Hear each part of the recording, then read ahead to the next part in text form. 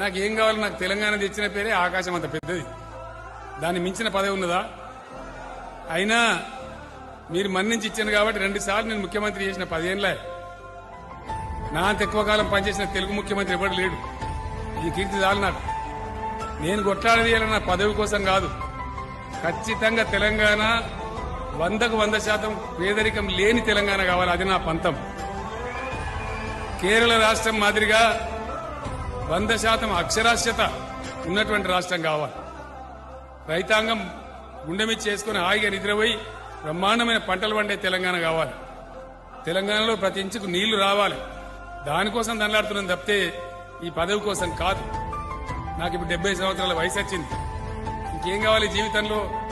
అందువల్ల దయచేసి మిమ్మల్ని కోరేది, పార్టీల వైఖరి, నాయకుల ఆలోచన సరళి అన్ని ఆలోచించే మీరు ఓట్లేయాలి తప్ప ఆగమై ఓట్లేద్దని మనం చేస్తా ఉన్నాం.